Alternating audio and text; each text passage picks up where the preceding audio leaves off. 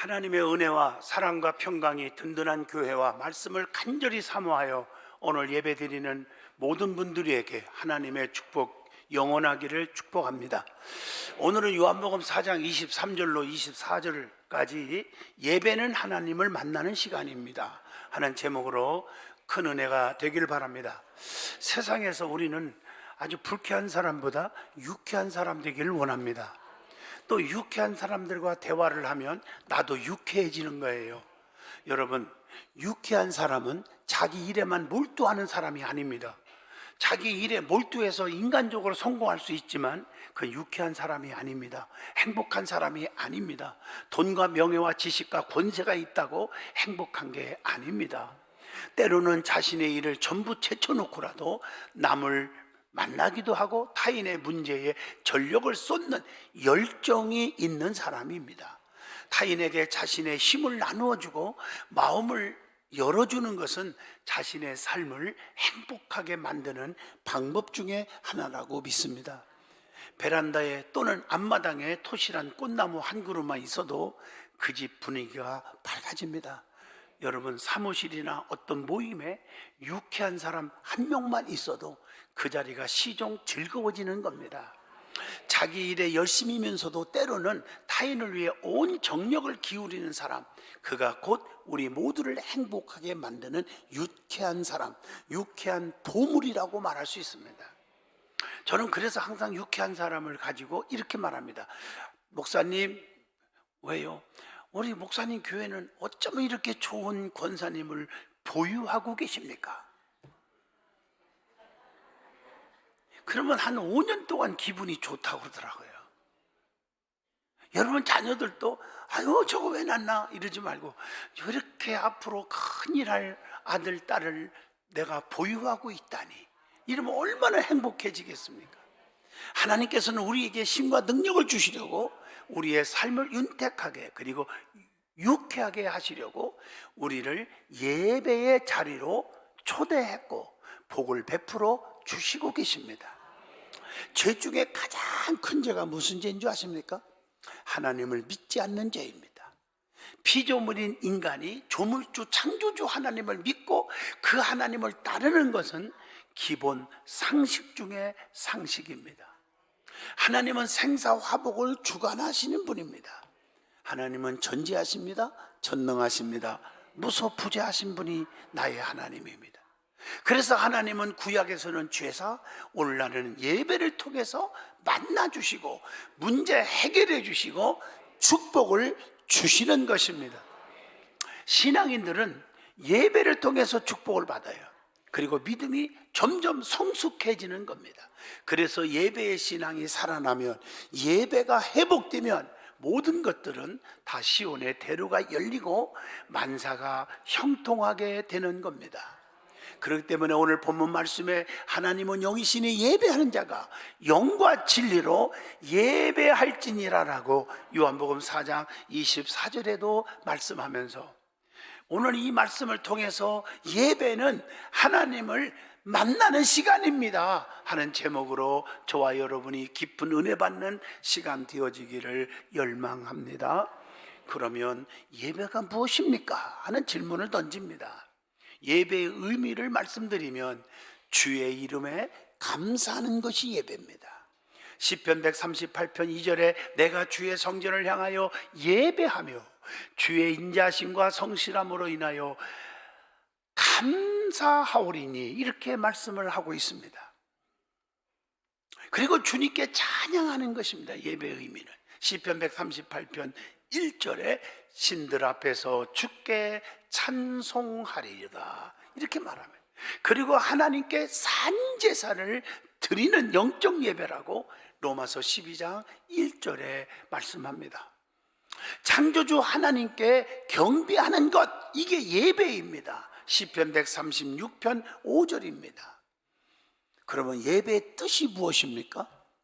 물론 구약 성경은 히브리 원어로 되어 있고 신약 성경에는 헬라어로 되어 있죠. 그 원어를 잘 보시면 히브리 말로 사하라는 단어가 있어요. 이건 섬긴다, 절하다, 엎드린다 이런 뜻을 갖고 있어요. 역대하 29장 30절 말씀처럼 하나님을 섬기고 그분께 엎드리고 그분께 절하는 겸손의 자세로 하나님께 나아가는 것, 그게 예배입니다. 우리가 신약성경 헬라 원어로 보면 프로스큐네오, 조금 뭐 단어가 어려운 단어 같은데 존경하다, 섬긴다, 모신다, 숭배한다, 이런 뜻을 가지고 있습니다. 요한복음 4장 20절 말씀. 그럼 우리가 다 아는 영어로 말하면 많이 들어본 얘기죠. worship, 몸찬양 같은 것도 worship dance라고 그러죠. worship이라는 단어가 뭘까? 가치가 있다는 거, 진가, 고귀함, 경의, 존경을 드림, 이것이 바로 예배입니다. 시편 29편 1절에서 2절까지 말씀합니다.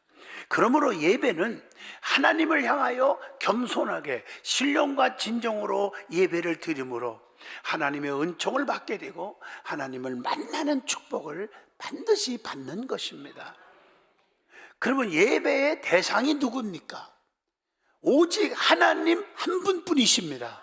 마태복음 4장 10절에 다만 하나님만을 섬기라 하였느니라, 이렇게 말하고 있어요. 성도는 하나님께만 경배하여야 합니다.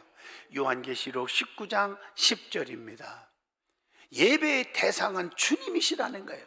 성부, 성자, 성령, 하나님은 한 분이십니다. 요한복음 10장 30절에 나와 아버지는 하나이니라, 이렇게 말씀하고 계세요. 그래서 동방 박사들은 아기 예수께, 즉 하나님이잖아요, 보배압을 열어서 가장 비싸고 귀한 것, 황금, 유황, 모략을 들여서 예배했다는 거예요. 경배는 예배입니다. 마태복음 2장 11절의 말씀입니다. 요한은 계시록에서 보호자에 앉으신 이와 같이 함께 어린 양을 경배의 대상으로 증거하고 있음을 요한계시록 4장 10절로 11절, 구속하신 예수님께만 경배를 하여야 한다는, 그게 계시록 5장에도 나와요. 11절에서 14절의 말씀입니다. 그럼 어디서 예배를 드려야 합니까? 오늘 이것 때문에 흔들리는 분이 너무 많아. 성전에서 예배 드리는 것이 가장 기본이요, 은혜요, 축복이라는 겁니다. 그래서 시편 5편 7절에 나는 주의 풍성한 사랑을 입어 주의 집에 들어가 주를 경외함으로 성전을 향하여 예배하리이다. 사도행전 2장 46절에도 보면 마음을 같이 해서 모이기에 힘써서 예배한 거예요. 그리고 해당에 모여 예배한 것처럼 모임이 있을 때마다 먼저 그 장소에서 예배해야 된다는 거예요. 어떤 분들은 뭐 각 기관별로 교회에서 모여서 예배하고 간단하게 기도하고 가는 분도 많지만, 어떤 분은 사정에 의해서 어느 식당에서 만나자, 어느 뭐 카페에서 만나자, 그럴 수는 있어. 그걸 나는 좋아하지는 않지만 그럴 수 있다고 봅시다. 그러면 앉아서 먼저 성경 한 장 읽고 기도하고 시작해야 되는데, 오자마자 회비 누가 냈니? 야, 누구는 안 왔다니? 이러고 시작하고 우리 밥 먹자 하고 끝나는 거예요. 이건 완전히 세상 모임이니까. 뭐 교회에서 그런 모임을 왜 가져요? 세상 딴 안 들어가 같이 모여서 즐기고 엔조이하고 죄짓고 마음대로 살지. 우리 신앙인들의 자세는 아니라는 것입니다. 그리고 자기 집에, 개인 집에서도 예배해야 합니다. 사도행전 12장 12절입니다. 여러분, 예배가 있는 가정이 행복한 가정을 이룹니다. 그러면 하나님이 기뻐하시는 예배는 무엇일까요? 무릎을 꿇고 경배 드려야 한다. 이게요, 시편 95편 6절입니다. 참회와 용서가 있어야 돼요. 시편 51편 17절. 거룩한 산제사로 몸과 마음을 들여 예배해야 된다고 로마서 12장 1절에 권면합니다. 그리고 오늘 본문 말씀처럼 요한복음 4장 23절 24절처럼 신령과 진정으로 예배해야 되는 거예요. 그리고 땅에 엎드려 경배했다고 기록되어 있잖아. 여러분, 이 말씀 꼭 외워두세요. 출애굽기 34장 8절 말씀입니다. 모세가 급히 땅에 엎드려 경배하며 여러분, 우리가 살아가다 보면 뭐 크고 작은 사건들 있고 어려움도 있고 좋은 일도 있겠지만, 어려울 때마다 인간의 방법으로 이리 뛰고 저리 뛰고 해결하려고 빽쓰고 그러지 마시고요.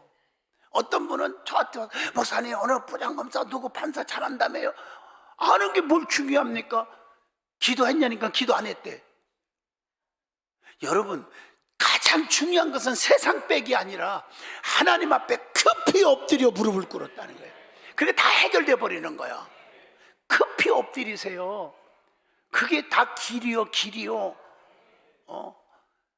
여러분들이 살다 보면 급히 엎드릴 때가 얼마나 많은데요. 그리고 아름답고 거룩한 것을 하나님께 드림으로 예배하는 거예요. 역대상 16장 29절입니다. 그리고 감사의 눈물이 있는 예배 제사를 드려야 한다. 시편 50편 23절에 말씀합니다. 그리고 시편 100편 4절에도 말씀하고 계십니다.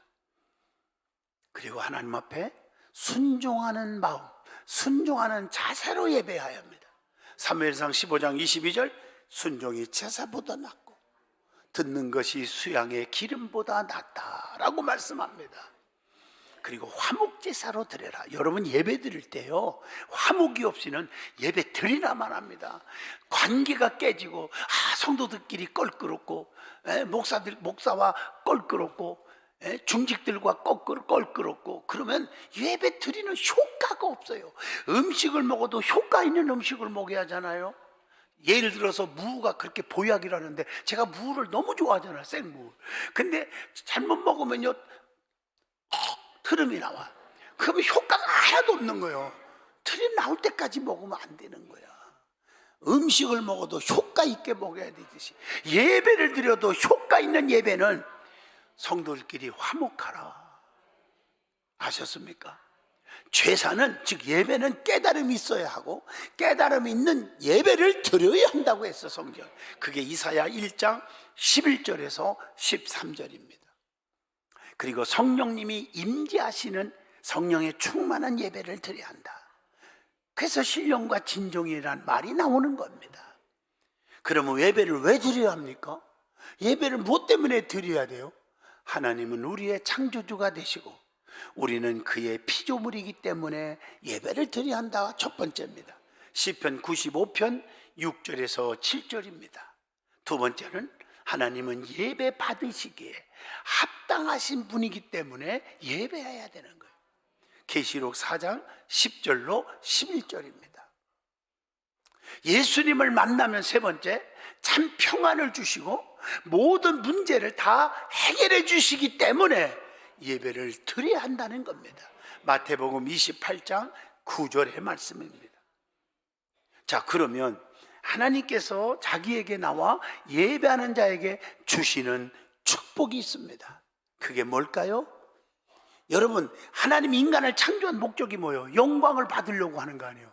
그 제일 목적이 이루어지는 거잖아. 그 축복을 받는 거예요. 하나님께 영광을 받게 해주신다. 레위기 10장 3절입니다. 또 하나님께서 인간을 창조하신 목적이 예배를 통해서 영광을 받기 위함이라고 했어요. 이사야 43장 21절입니다.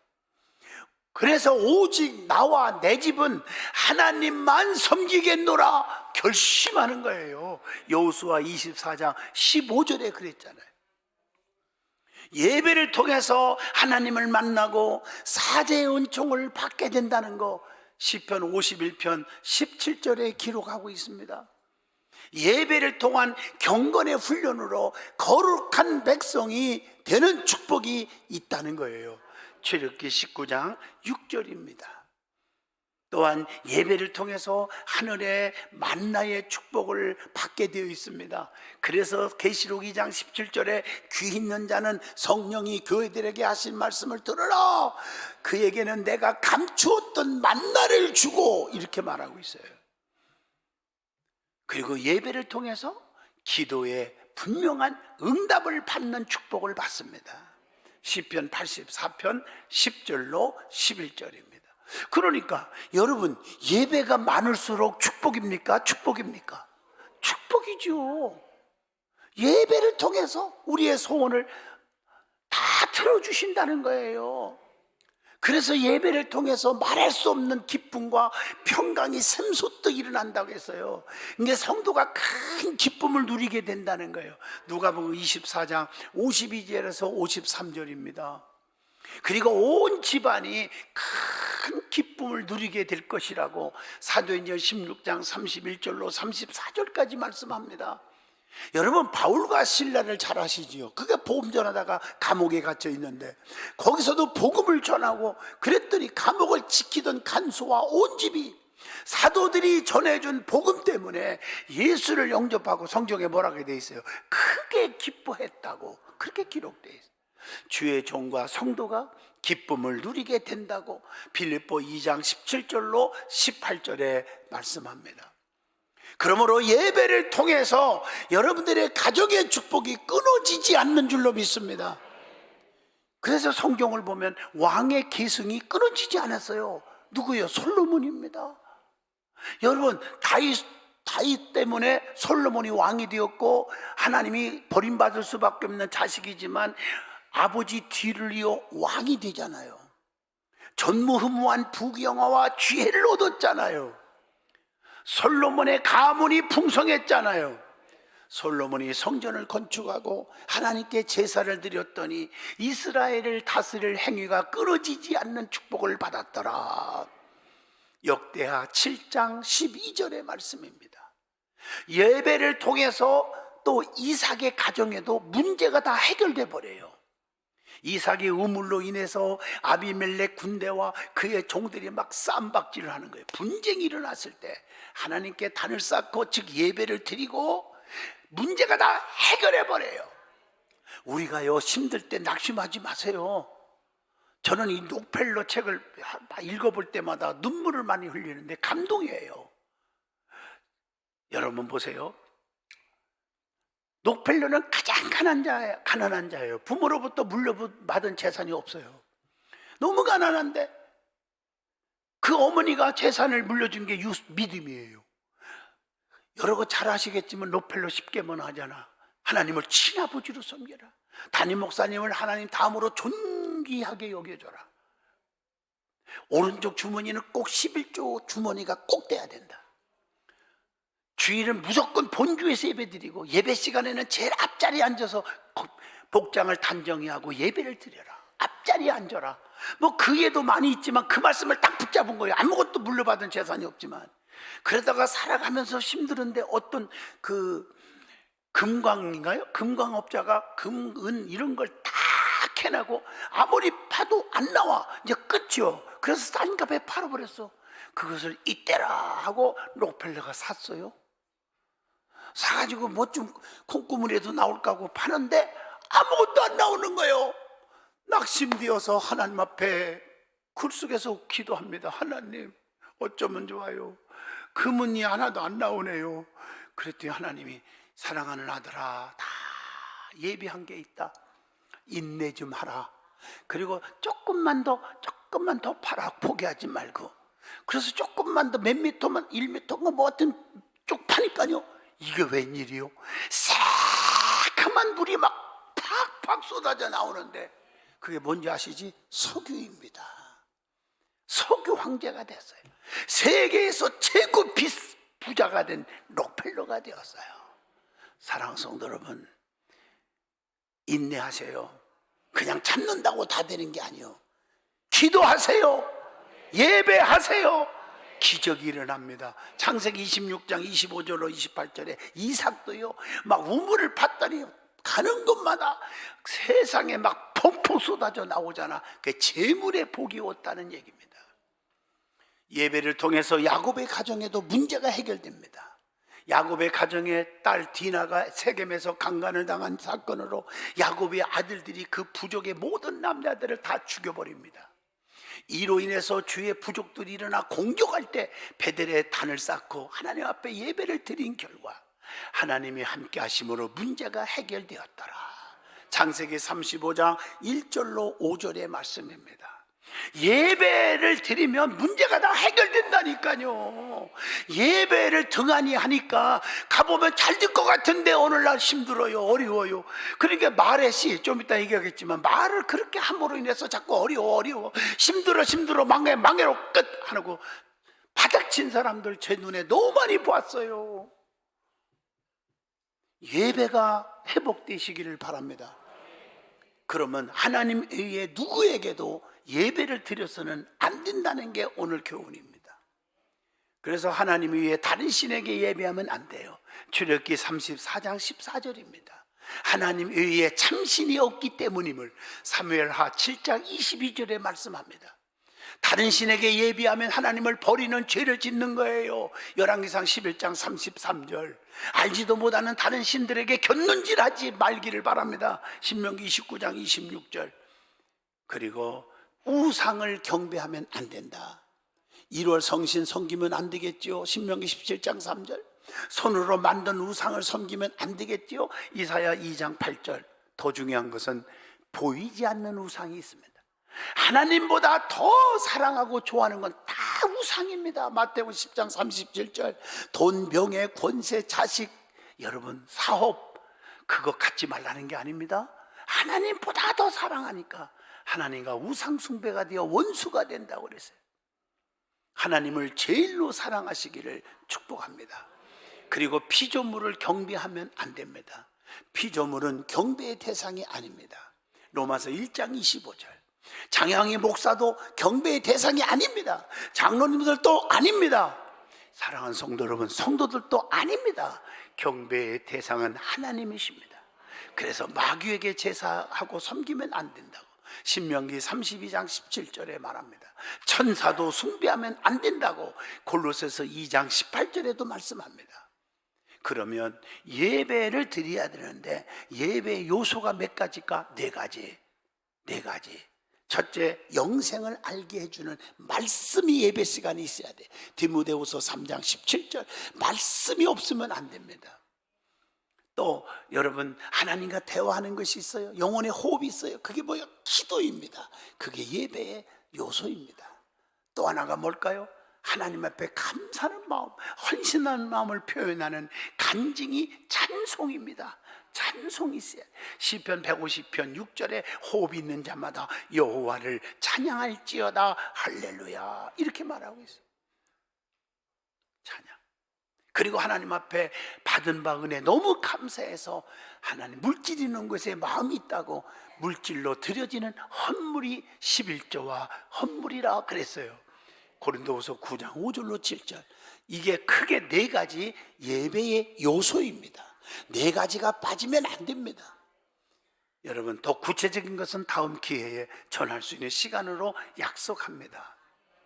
여러분, 살다 보면 서로 대화를 많이 하게 됩니다. 덕담이라고 그러죠. 그런데 여러분, 덕담의 대상을 잘 찾아야 합니다. 불평하고 원망하고 비판하고 이런 사람과 대화하면 나도 망해버립니다. 왜 그런 줄 아세요? 말에는 씨가 있어요. 나는 어떤 글을 읽다가 깜짝 놀랐어요. 어머나, 말에는 씨가 있구나. 여러분, 쉽게 말하면 상대방이 아무개 나쁜 사람이요, 아무개 장로, 아무개 권사 나빠, 이러면 그 소리를 듣는 나도 나쁜 사람이 돼버린다는 거예요. 내 입에서도 속상한 일이 있어. 왜 이렇게 안 풀리나 몰라. 그러면 내가 안 풀리고 속상한 일이 생겨버린다는 거예요. 그런데 여러분 볼 때 아무개 권사님 보니까 달동네야, 왜 이렇게 얼굴이 훤해? 그럼 나도 얼굴이 훤해진다는 거예요. 말이 굉장히 중요해요. 듣는 자나 말하는 자나 좀 조심하고 좀 상대를 잘 찾아야 돼요. 당신께서 남은 인생을 사시는 동안에 즐겁고 좋은 일만 가득하기를 원한다면 덕담을 매일 가급적 많이 하시라는 거예요. 그 덕담대로 되어지니까. 그것이 매일 쌓이고 쌓이다 보면 덕담의 기적이 일어나기 때문이라는 겁니다. 덕담을 많이 하게 되면 하는 사람도 받는 사람도 운명이 바꿔진다는 거예요. 자신이 했던 말 중에 95%는 자신 스스로에게 영향을 미친다는 겁니다. 이게 통계입니다, 통계. 그래서 말버릇과 말투를 고치면 운명이 변하여 바꿔진다는 것. 성품은 좋은 습관의 복합체로 결코 하루아침에 형성되는 건 아닙니다.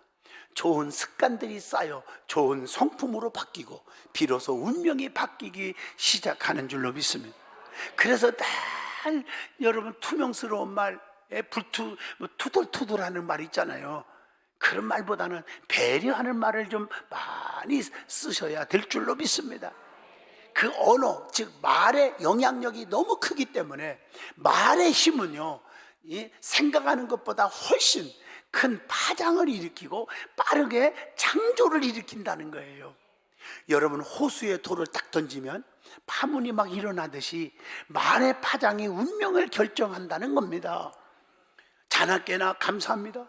쉬지 않고 반복했던 말기 암 환자가요, 그 말을 하고 고백을 하고 들었더니 한순간에 암세포가 다 사라졌다는 얘기예요. 자나깨나 감사합니다. 감사합니다. 좀 쉬지 말고 고백할 수 있기를 바랍니다.